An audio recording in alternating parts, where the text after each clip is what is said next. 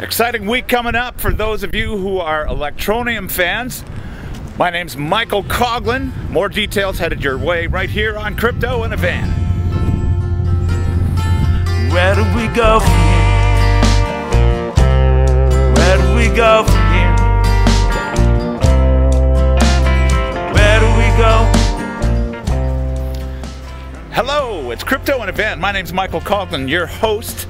Welcome to the program, ladies and gentlemen. I decided to bring the old Chevy down to the beach district of Toronto. It's a beautiful day, as you can see here, for the winter time. As far as Canada goes, we're doing pretty good, obviously. It's about 10 degrees Celsius, and of course, we Canadians love to take advantage of any break in the weather throughout the winter. And this is certainly one of them. In Calgary, they have the Chinook. In Toronto, we have anomalous weather conditions that we're fortunate to get from time to time. So, big week coming up for Electroneum. Absolutely incredible. We've been hearing about the upcoming GSMA conference in Barcelona. Richard Ells will have an opportunity to address the mobile carrier community, and we've been hearing announcements leading up to this conference that Electroneum is now releasing their mobile miner for Android. So they're out of beta into the real thing. That's coming up next week. And as well, for iPhone users, Electroneum, the mobile miner, will be available in a beta form for iPhone users. So that's big news. Absolutely delicious stuff coming out of the ETN office. And boy, you've been seeing pictures on social media of the booth Electroneum has at the conference in Barcelona, and the social media team is there. You can see some pictures through as I said, Twitter and Instagram and all kinds of stuff. So really exciting stuff. This could be big. I'm wondering what it will do to the value of the ETN coin. I suspect it may move up a cent or two. Who knows, maybe even up to 12, 13, or 14 cents.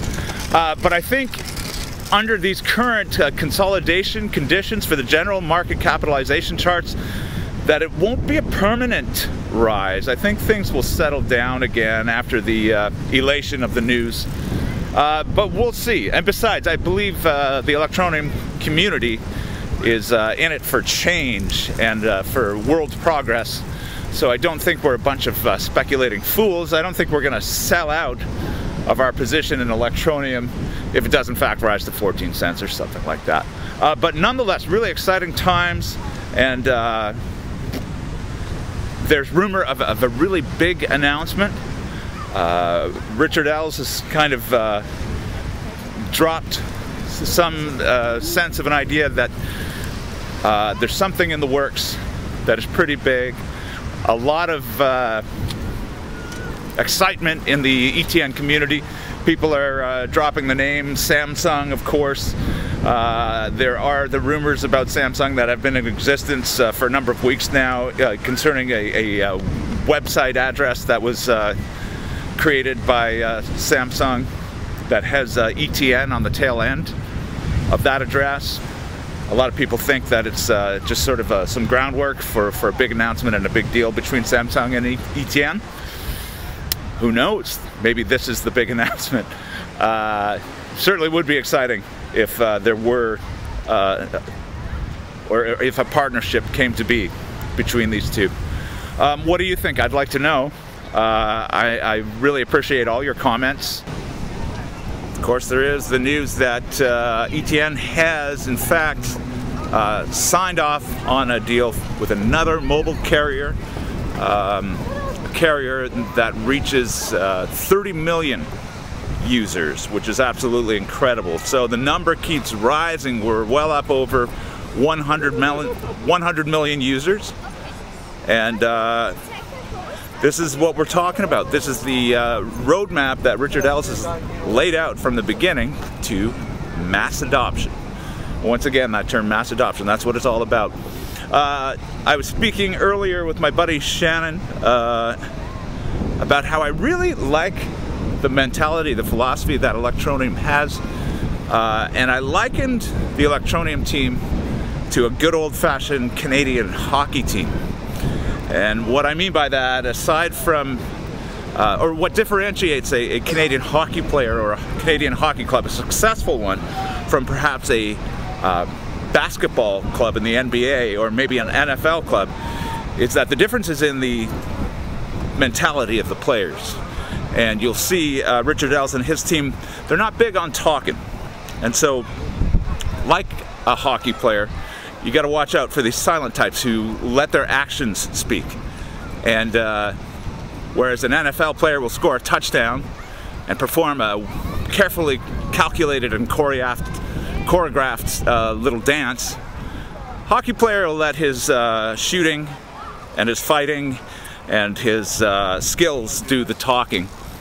You know, the NBA, same kind of thing, a lot of trash talking, whereas the hockey technique is to strike hard and quick.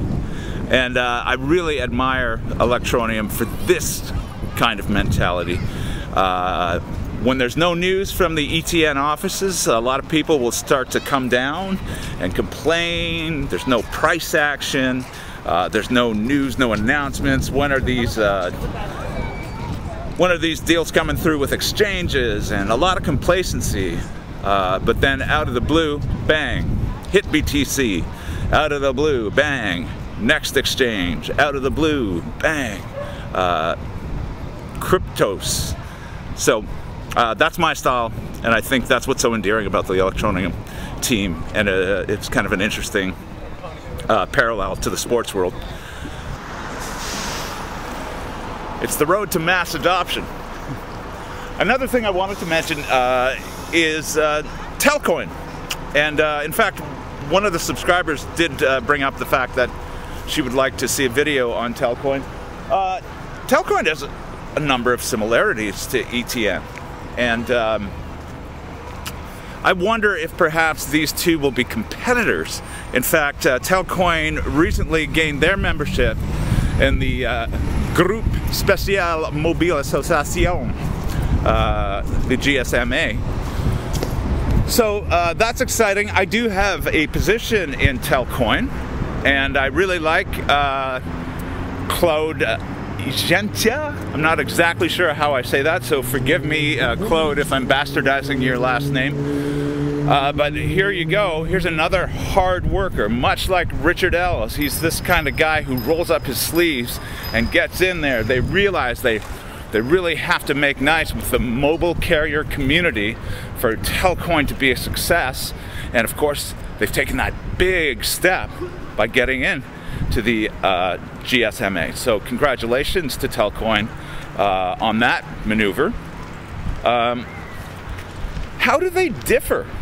They're very similar in many ways. I know that Claude and his team really seem to be pushing the fact that they'd like to get into the poorer markets where many people don't have banks, and I think that's a fantastic idea. Banking the unbanked, this whole philosophy that we've heard about in the cryptoverse community. Really, it's been an amazing time, and we're in a period of consolidation, yet it's still tremendously exciting if you take the time to do your research and to look into the possibilities that this new technology, this blockchain technology, is offering to the world. And it's great to be a part of this. It's fun to move in on a deeper level, making these videos and trying to educate people and trying to share and connect with people. And I'm going to continue to do it, and I really appreciate your support. It's a great excuse to get down here and share this beautiful day with you here in Toronto, Ontario. I have no idea, in case you're wondering. But it's great to see the smiling faces here in the city of Toronto today. But getting back to that period of consolidation, it's been a tough go for some people. A lot of people aren't very patient. We were talking about this earlier, Shannon and I. And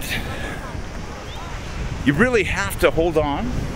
You really have to be aware of what your tokens and coins are about. What is the underlying technology? Like Crypto for the People's Sean Davis says, the last page of the book says the technology is solid and crypto wins. And I love that about Sean Davis because he understands the power and the significance of what blockchain technology is bringing to the world. And I'm a believer in that as well. So in this period of consolidation, we have to remain patient, and we have to understand that the technology is solid and is going to change the world. And that in itself is a means to an end.